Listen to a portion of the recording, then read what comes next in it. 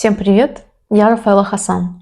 И этот день настал. Наконец-то я готова обсудить с вами группу Stray Kids. Я очень долго готовилась к этому видео, не знаю почему, потому что фактически здесь можно все просто наизусть рассказать и все.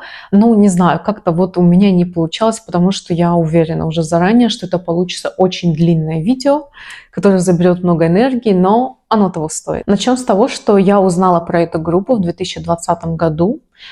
Как многие подумают, на пике их, так скажем, славы, да, когда они начали развиваться, когда они их начали узнавать. Но я скажу, что у меня другой случай, потому что я не просто узнала про эту группу, потому что она якобы стала популярной, а потому что я вообще в целом узнала про кей-поп именно в этот момент, в конце, мне кажется, 2020 года. Именно благодаря этой группе я узнала вообще о существовании кей-поп музыки, то есть я вообще раньше такое не слушала. Не то, чтобы не слушала, потому что мне не нравится, я просто не знала о существовании такой музыки. И если честно, это довольно-таки интересная история, но слишком длинная. Просто скажу, что я где-то наткнулась чисто случайно, потому что в моей ленте рекомендаций не могло такого быть. Это был эдит с нарезками из Double Note выступления Stray Kids в студию Чум. Именно та версия. Я была очень сильно приятно удивлена, потому что, ну не знаю, мне понравилось абсолютно все сразу. Во-первых, я очень люблю эту студию, потому что она лаконичная, она какая-то вот такая вот минималистичная, я люблю такой стиль, ничего лишнего, и плюс это вот подсветка, и вот это, все вот это, оно было очень максимально приятно моим глазам, плюс сама группа, мне очень понравились они внешне, кстати, скажу, что это был эдит Хёнджина из Stray Kids, и плюс сам трек Double Note, я уже не помню, но наверняка он был на фоне, я думаю, он и был на фоне, и я подумала, вау, а что это такое? Что за группа, что за музыка? На тот момент я не помню, что я слушала. У меня были разные периоды, когда я слушала немецкий рэп. Точнее, сначала я слушала немецкий рок, потом я перешла на русскую рэп-лирику, потом я перешла вдруг на немецкий рэп. В таком порядке или в таком, не знаю, но начинала я точно с рока. И поэтому вот эти вот все периоды разные были. И тут я так поняла, что начинается мой новый период, новая эра, когда я буду слушать корейский поп, да, кей-поп. И я давай искать, потому что там не было никаких хэштегов, ни названий, ничего. Я помню, я чисто зашла на YouTube, думала, что на YouTube легче всего найти такие вещи. По крайней мере, тогда мне было легче всего искать именно на YouTube. Я помню, я зашла на YouTube, и по надписи, которая попала вот как раз-таки на вот эти вырезки, там же снизу они пишут «Студио Чум». Именно по вот этой надписи я такая, ну давай напишем «Студио Чум», посмотрим, что выйдет. Помню, мне вышла эта студия, ну я давай искать чисто по обложкам, тоже без понятия, кто это, что за группа и кто они вообще такие. Вот, и, короче, я так нашла, это вот с этого, можно сказать, начался мой кей-поп, моя эра кей-поп. Ну, правда, там еще потом, когда я начала искать, я еще нашла группу NCT 127, да, и Wavy. Вот эти три группы. Но я считаю, что именно Stray Kids послужили основой того, что я осталась с этой музыкой вот уже сколько? 4 года, получается.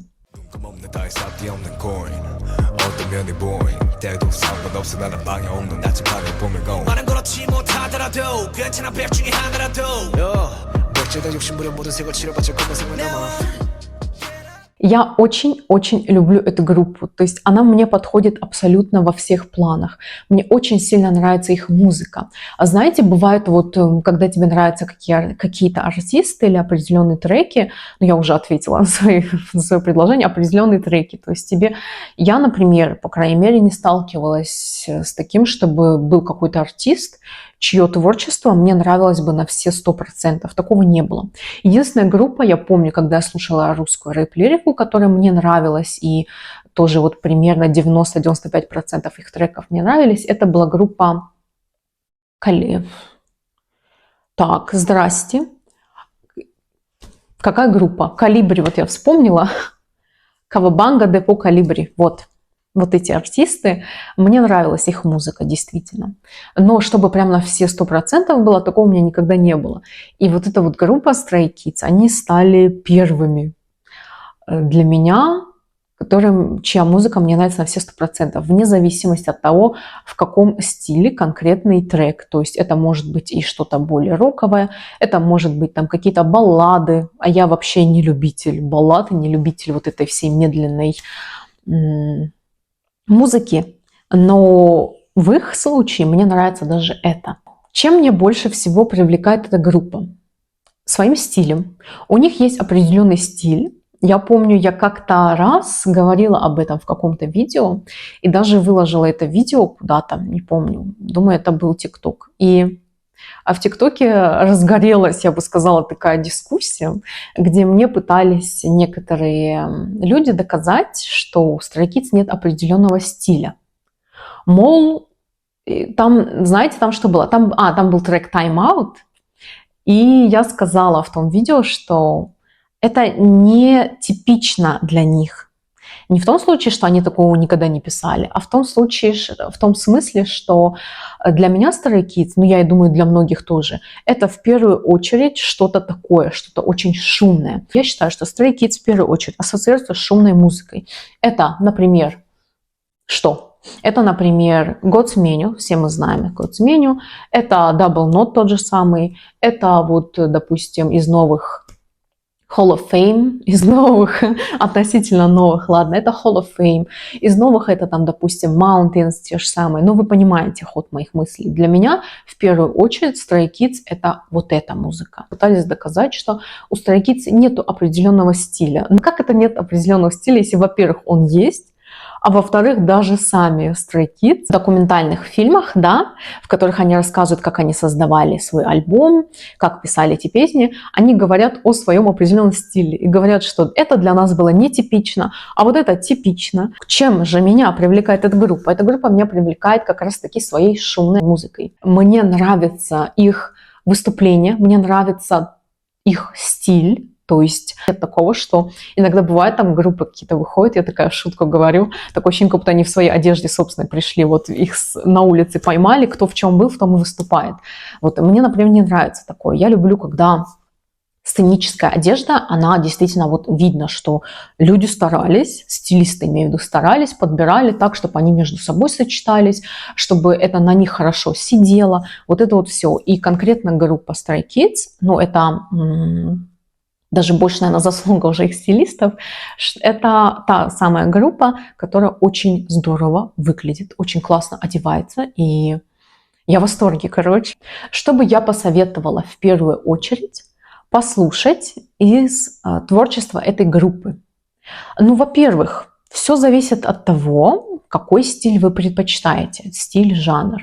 Но если в целом брать именно мой вкус, если бы я хотела бы, чтобы люди узнали о моем вкусе по отношению к этой группе, да, по отношению к их творчеству, я бы в первую очередь посоветовала бы, конечно же, Double Knot. Double Knot, я считаю, что, ну, по крайней мере, для меня это что-то святое, потому что у меня все началось с Double Knot. Поэтому это Double Knot в первую очередь. Это, ну, конечно же, это God's Menu, потому что это, ну, я тоже считаю, это такая классика Stray Kids, потому что те, которые даже не слушают, да, Stray Kids или никогда о них не слышали, не знают их, мне кажется, многие видели этот клип все же, хотя бы благодаря тому самому знаменитому эффекту Феликса, да, как это называется.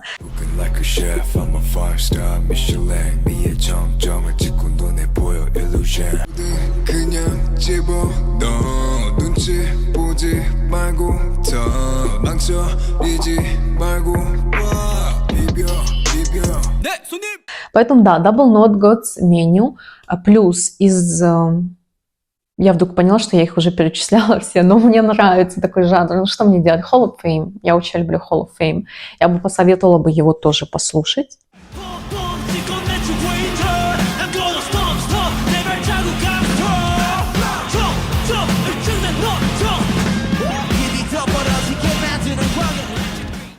Далее у нас идет что еще? Если брать медленные, я бы посоветовала бы Twilight из относительно новых. Не знаю, мне она очень нравится, прям очень максимально, особенно начало, я не знаю, как объяснить, но знаете, наверное, бывают такие моменты, когда какие-то там 2-3 секунды, да, доли секунды буквально, они создают какой-то очень невероятный эффект, и очень здорово на тебя воздействует. И вот для меня это тот случай. Twilight, начало Twilight мне прям очень нравится.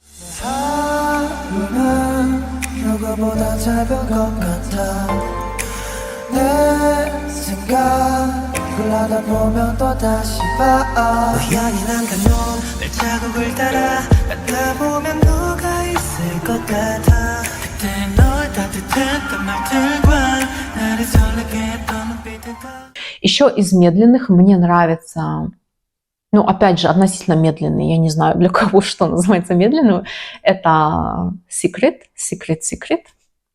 Я английское название знаю конкретно данной песни.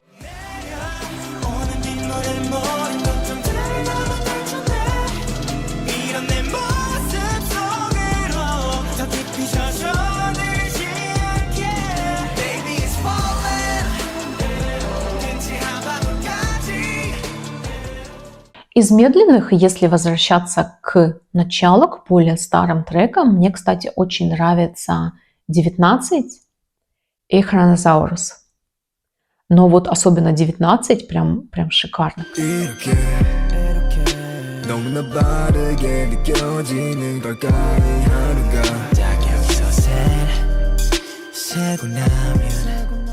Кстати, District 9. Как я могла забыть про District? Это же легенда тоже. Обязательно еще советую District 9 послушать.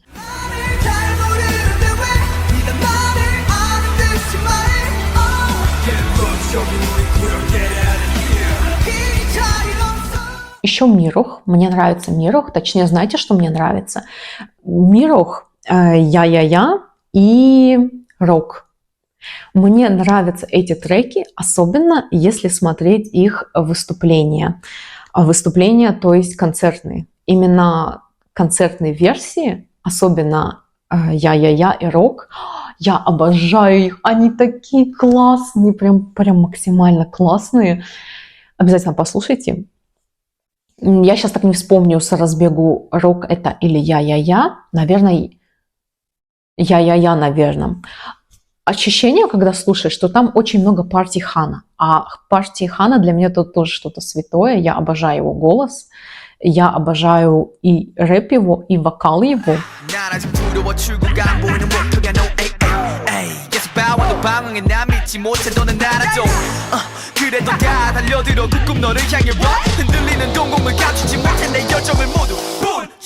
Из того, что бы я хотела, чтобы все увидели, вспомнила клип Christmas Evil. Очень классный клип, такой прям максимально такой, я не знаю, не скажу комедийный, но мне очень нравится он, как и трек, кстати.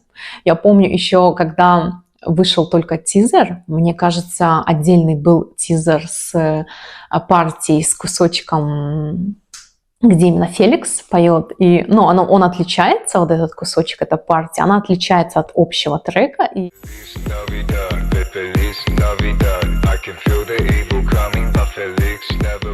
Stray Kids, они по-другому подошли к этой ситуации, и они сделали что-то такое зло, да, что все плохо, настроение плохое, на улице холодно, везде грязь, вот это все, но при этом оставили какие-то вот такие вот заводные мотивы в треке, и мне нравится. Советую вам тоже это послушать и посмотреть клип в первую очередь, если вдруг вы не сталкивались с этим.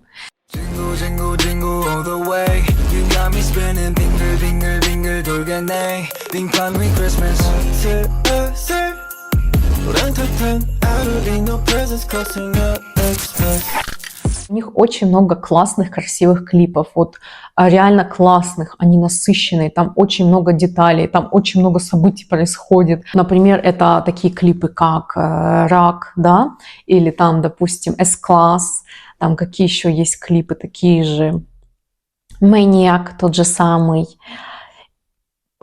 Кстати, вот я сейчас сказала про Maniac и вспомнила, что мне еще очень нравится. Еще мне очень нравится, что они... Когда выпускают какие-то новые альбомы, когда у них камбэк там происходит, они всегда записывают какие-то трейлеры.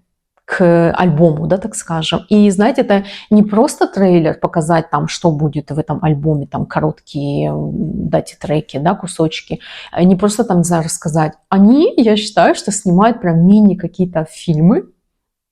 Мне очень нравится. Это так здорово смотреть. Вот, например, один из самых моих любимых, который сейчас вот прям мне сразу вот так вот пришел на ум, это вот как раз-таки тизер к Maniac. Ой, ну не к Maniac, к Ordinary, да? То есть Maniac входит в... Вот сейчас я скажу, Maniac входит в этот альбом, а потом получится, что я говорю неправильно. Я опять совру. Но вроде бы входит. Если не входит, я напишу где-то здесь, что нет, он не входит. Я снова соврала. Да, ладно. Ordinary. К Ordinary тизер шикарный просто. Он такой шикарный.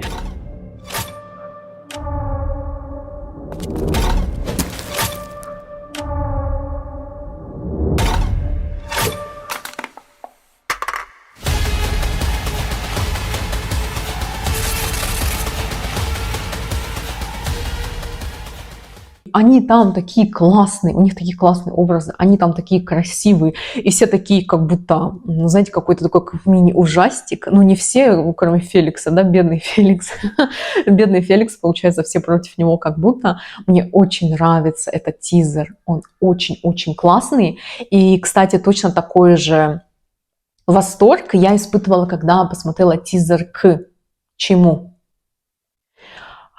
Вот может это вот уже был тизер к Maniac, я не знаю. Я не знаю. Я вот здесь вот оставлю тизер, и здесь же оставлю название, потому что я сейчас все просто вытаскиваю из своей головы, так скажем, да, я вообще не готовилась к этому видео, чисто спонтанно села и думала, давай расскажу что-нибудь на камеру.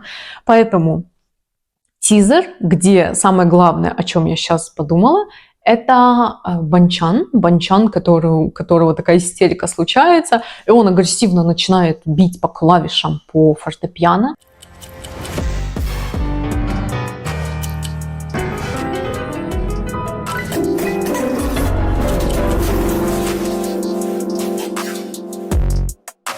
Вот эти два тизера, я прям их максимально обожаю, они очень красивые, а я люблю, когда люди подходят к своей работе тщательно, когда они все продумывают.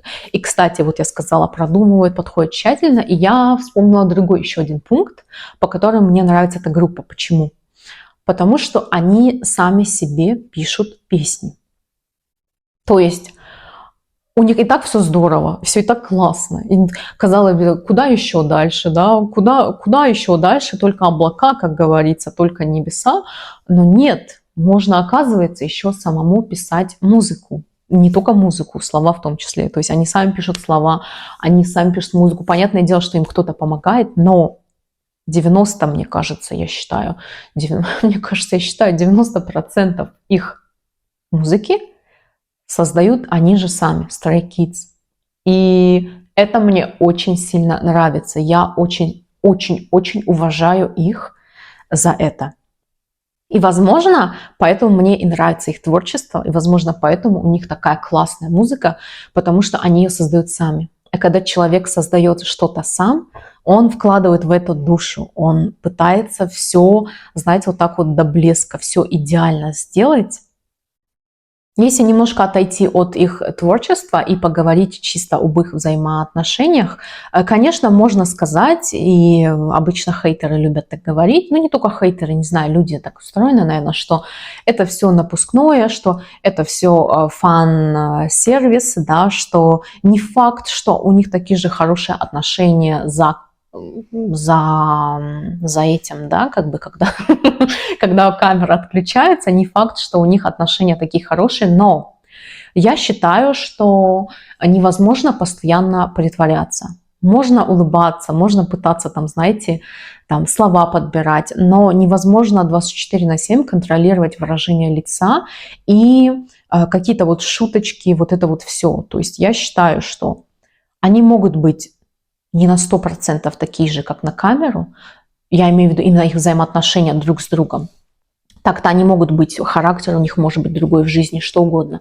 Но именно их отношение друг к другу может быть не на 100% такой же, как во время их съемок, да, но как минимум, я думаю, 70% точно есть какие-то определенные совпадения. Мне очень импонирует эта группа их взаимодействием, их отношением друг к другу, то, какие они дружные, то, какие они, знаете, я не знаю, как сказать, они друг друга дополняют. То есть нету, вот у меня нету такого ощущения, что если бы вот кого-то не было бы в группе, было бы здорово. Зачем их 8? Пусть их будет 7-6. Я так не считаю. Я считаю, что Stray Kids — это группа, в которых должно быть 8 человек, потому что они семья, они реально как одна семья, ну, знаете, столько лет вместе провести, и они очень здорово дополняют друг друга, каждый вот и друг друга, и эту группу, то есть у каждого есть какая-то роль в этой группе, которую они занимают, какое-то место, то есть свое личное место, которое остальные 7, да, 7, если, допустим, вот один из них кто-то что-то может делать, остальные 7 никогда не смогут заменить его, то есть не смогут сделать так, чтобы мы не замечали его отсутствие. Понимаете мою мысль? Какая-то длинная мысль получилась. То есть они все в этой группе нужны. И мне нравится, что они действительно дружные. И вот, говоря про дружбу, скажу теперь еще следующее. Кстати, здорово, мы так идем с вами, я вам скажу. Все-таки получилась структура. Мне нравятся их видео. Вот новые версии, если возьмем, это One Kids Room. И до этого были Two Kids Room. И до этого, мне кажется, тоже One Kids Room совсем старая. Мне очень нравятся эти видео, потому что через них тоже очень здорово, во-первых, человек сам раскрывается как личность. Во-вторых, мне нравится не это, вот если взять последние, да, допустим, выпуски именно One Kids Room, которые вот недавно были буквально, мне кажется, в этом году, а не в 24-м. Что-то я как-то запуталась. Мне очень нравится в эти моменты смотреть на то, как другие ребята описывают того, кому посвящен выпуск. То, что они о нем рассказывают, с какой, допустим, улыбкой или смехом, или с какой-то там нежностью они рассказывают, что этот человек такой-то, он представляет из себя это-то, у него такой-то характер, такие-то привычки. И мне приятно это слушать, потому что взаимоотношения человеческие, хорошие, положительные взаимоотношения человеческие, это то, что для меня тоже представляет вот какую-то ценность и красоту, я бы сказала. И вот эти вот видео, они тоже очень здоровские, очень милые. И я вам скажу, что кроме Stray Kids, единственная вторая группа, которая мне нравится именно своими взаимодействиями в группе, это Seventeen. Я не очень люблю музыку Seventeen, примерно, наверное, на 30%. Это не мой стиль. Например, мне нравится там ход их, мне нравится из их треков, там, допустим, Sonogone, там, я не знаю еще что, Fast Pace или Quick Pace, вот эти треки. То есть есть примерно где-то 20 треков, а их там, у них 300, допустим, да, из их 300 треков примерно 20 есть, которые мне нравятся, но мне очень нравятся они как группа, их взаимоотношения потрясающие просто, и несмотря на то, что их много, там 11, да, человек, 13, божечки, 13 человек, и несмотря на то, что их так много, они все очень дружные, они очень все веселые, они вот тоже дополняют друг друга. Вот. Это так, отступление. А что касается Stray Kids, то ну, для меня они номер один в музыке, и я думаю, так будет всегда, потому что я очень верный человек, если меня не разочаровывать, да, а я не думаю, что группа может меня это чем-то разочаровать. Поэтому вот так вот. Спасибо большое, если вы вдруг досмотрели это видео до конца и оставались со мной до конца. Я очень рада, я надеюсь, вам это видео понравится. Обязательно пишите ваше мнение в комментариях. Я буду рада обсудить с вами абсолютно любое мое видео, тем более видео, посвященное Stray Kids. С вами была я, Рафаэла Хасан. Спасибо большое за внимание и пока-пока.